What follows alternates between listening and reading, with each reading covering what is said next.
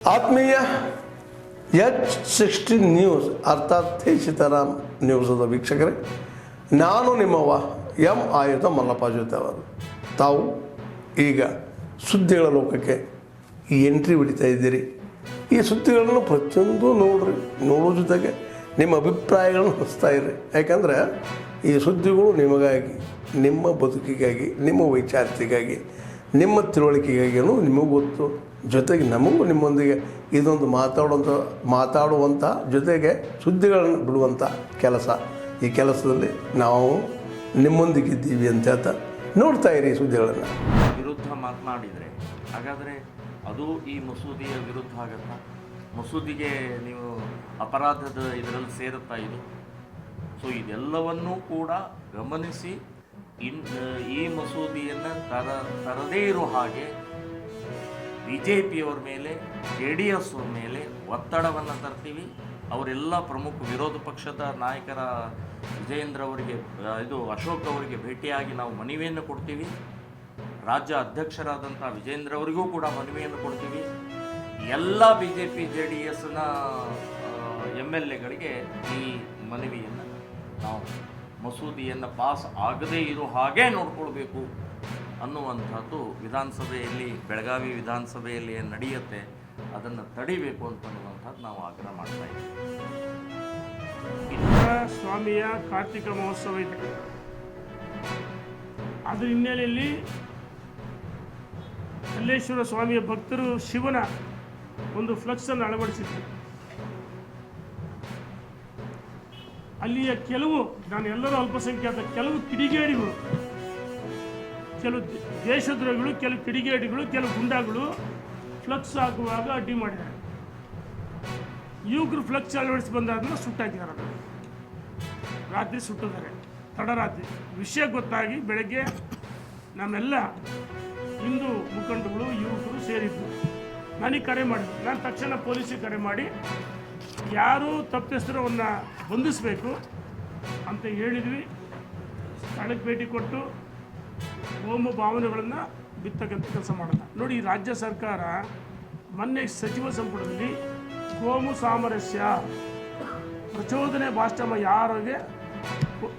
ಯಾರು ಕೋಮು ಸಾಮರಸ್ಯ ಕೆಡಿಸ್ತಾರೆ, ಪ್ರಚೋದನಕಾರಿ ಭಾಷಣ ಮಾಡ್ತಾರೆ, 3 ವರ್ಷ ಜೈಲು ಶಿಕ್ಷೆ ಕಠಿಣ, ರಿಪೀಟ್ ಆದರೆ 7 ವರ್ಷ 1 ಲಕ್ಷ ಅಂತ ಹೇಳಿದರೆ.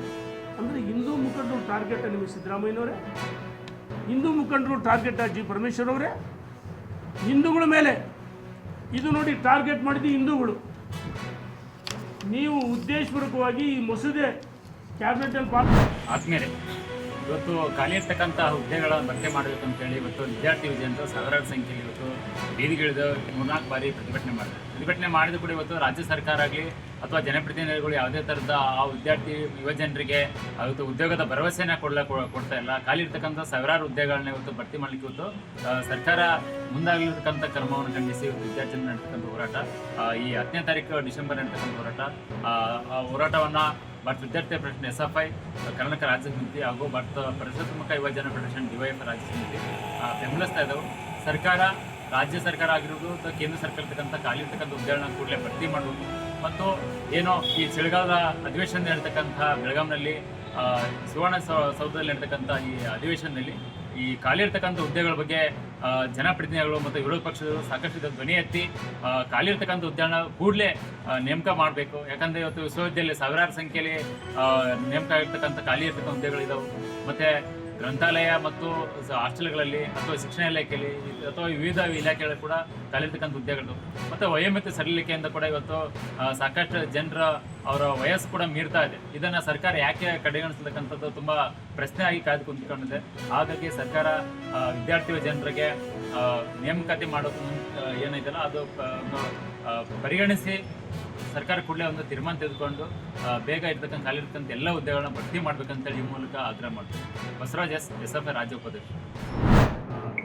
ಇದೇ ತಿಂಗಳ 8ನೇ ತಾರೀಕಲ್ಲಿ, ಡಿಸೆಂಬರ್ 8ನೇ ತಾರೀಕು ಧಾರವಾಡ ನಗರದಲ್ಲಿ ACSA ಅಂದರೆ all Karnataka state student association ಇವರು ಒಂದು ಉದ್ಯೋಗಾಕಾಂಕ್ಷಿಗಳ ನೇಮಕಾತಿ ಕುರಿತಾಗಿ ಒಂದು ಪ್ರತಿಭಟನಾ ರ್ಯಾಲಿಯನ್ನು ಶ್ರೀನಗರ ಜಂಕ್ಷನ್ನಿಂದ ಜಿಲ್ಲಾಧಿಕಾರಿಗಳ ಕಚೇರಿಯವರೆಗೂ ಮಾಡಬೇಕು ಅಂತಂದು ಮನವಿ ನೀಡಿರ್ತಾರೆ. ಅವರು ನಾವು ಕೇಳಿದಂಥ ಮಾಹಿತಿಯನ್ನು ಸಮರ್ಪಕವಾಗಿ ನೀಡಿಲ್ಲ ಮತ್ತು ರೂಪುರೇಷೆ ಚಿತ್ರಣ ಕಾರ್ಯಕ್ರಮ ಮತ್ತು ಪ್ರತಿಭಟನೆ ಸರಿಯಾಗಿ ಕೊಟ್ಟಿಲ್ಲ. ಮತ್ತು ಇದೇ ಆರ್ಗನೈಸೇಷನ್ ಅವರು ಹಿಂದೆ ಸೆಪ್ಟೆಂಬರ್ 25ನೇ ತಾರೀಕು ಪ್ರತಿಭಟನೆ ಮಾಡಿದಂಥ ಸಂದರ್ಭದಲ್ಲಿ ಸುಮಾರು 4-5 ಗಂಟೆಗಳ ಕಾಲ ಜುಬ್ಲಿ ಸರ್ಕಲ್ ಬಂದ್ ಮಾಡಿದ್ದು. ಅದರ ಹಿನ್ನೆಲೆಯಲ್ಲಿ 2 ಕೇಸಸ್ ರಿಜಿಸ್ಟರ್ ಆಗಿರುವಂಥದ್ದು. ಅದೆಲ್ಲಕ್ಕಿಂತ ಹೆಚ್ಚಾಗಿ ಸಾಮಾಜಿಕ ಜಾಲತಾಣಗಳನ್ನು ದುರುಪಯೋಗ ಪಟ್ಟಿಕೊಂಡು ಸಾಕಷ್ಟು ಜನ ಆಕ್ಷೇಪಾರ್ಹ ಮತ್ತು ಹಿಂಸಾತ್ಮಕ ಪ್ರತಿಭಟನೆಗೆ ಪ್ರಚೋದನೆ ನೀಡುವ ರೀತಿ ಕೆಲವು ಪೋಸ್ಟನ್ನು ಹಾಕಿರುವಂಥದ್ದು. ಮತ್ತು ಇಲ್ಲಿನ ಸ್ಥಳೀಯ ಸಂಸ್ಥೆಗಳು, ಸ್ಥಳೀಯ ಸಂಘ ಸಂಸ್ಥೆಗಳು, ರೆಸಿಡೆನ್ಷಿಯಲ್ ಅಸೋಸಿಯೇಷನ್ಸು, ಶಾಲಾ ಕಾಲೇಜು, ಆಸ್ಪತ್ರೆ ಸೇರಿದಂತೆ ವಿವಿಧ ವ್ಯಕ್ತಿಗಳು, ಇಲ್ಲಿ ಸುಮಾರು 20ಕ್ಕೂ ಹೆಚ್ಚು ವಿವಿಧ ಸಂಘಟನೆಗಳು ಈ ಒಂದು ಧಾರವಾಡ ಭಾಗದ ಏರಿಯಾದಲ್ಲಿ ಪ್ರತಿಭಟನೆ ಆಗೋದ್ರಿಂದ ಸಾರ್ವಜನಿಕರಿಗೆ, ಹಿರಿಯ ನಾಗರಿಕರಿಗೆ, ಮಕ್ಕಳಿಗೆ ಅನಾನುಕೂಲ ಆಗುತ್ತೆ, ಅನುಮತಿ ನೀಡಬಾರ್ದು ಅಂತ ಮನವಿ ಮಾಡಿರುವ ಹಿನ್ನೆಲೆಯಲ್ಲಿ ಮತ್ತು ಸಂಪೂರ್ಣ ಈ ಪ್ರದೇಶದ ಕಾನೂನು ಸುವ್ಯವಸ್ಥೆ ಗಮನದಲ್ಲಿಟ್ಕೊಂಡು, ಇಲ್ಲಿನ ವಾತಾವರಣ ಗಮನದಲ್ಲಿಟ್ಕೊಂಡು ಅಕ್ಸಾ ಫೌಂಡೇಶನ್ ಅವರು, ಅಕ್ಸಾ ಆರ್ಗನೈಸೇಷನ್ ಅವರು ಡಿಸೆಂಬರ್ 8ರಂದು ಕರೆ ನೀಡಿರುವ ಉದ್ಯೋಗಾಕಾಂಕ್ಷಿಗಳ ಹೋರಾಟಕ್ಕೆ ನೀಡಿರುವಂತಹ ಪ್ರತಿಭಟನಾ ರ್ಯಾಲಿಯ ಅನುಮತಿಯನ್ನು ನಿರಾಕರಿಸಲಾಗಿದೆ. ಆದ್ಮೇಲೆ ಎಲ್ಲ ಸುದ್ದಿಗಳನ್ನು ನೋಡಿದ್ರಲ್ಲ, ಏನು ಅನಿಸ್ತು ನಿಮಗೆ? ಇದರಲ್ಲೇ ನಿಮ್ಗೆ ಲೈಕ್ ಆಗಿರ್ಬೋದು, ಡಿಸ್ಲೈಕು ಆಗಿರ್ಬೋದು, ಕಾಮೆಂಟ್ ಬೇಡಪ್ಪ ಅಂತೂ ಅನಿಸಿರ್ಬೋದು, ಕಾಮೆಂಟ್ ಮಾಡಬೇಕಪ್ಪ ಅನಿಸಿರ್ಬೋದು, ಶೇರ್ ಮಾಡಬಾರ್ದಪ್ಪ ಅನಿಸಿರ್ಬೋದು, ಅದು ಮಾಡಬೇಕು ಅನಿಸಿರ್ಬೋದು. ಏನಾದರೂ ಆಗಲಿ ಶೇರ್ ಮಾಡ್ತಾಯಿರಿ, ಈ ನ್ಯೂಸ್ಗಳನ್ನ ಹಂಚ್ತಾ ಇರಿ, ಜೊತೆಗೆ ಇದಕ್ಕೆ ಸಬ್ಸ್ಕ್ರೈಬ್ ಆಗ್ತಾಯಿರಿ ಅಂತ ಹೇಳ್ತಾ H16 ನ್ಯೂಸ್ ಅರ್ಥಾತ್ ಹೇ ಸೀತಾರಾಮ್, ಇದು ಸತ್ಯದ ಕೈಗೆ ನಡಿ. ವಂದನೆಗಳು.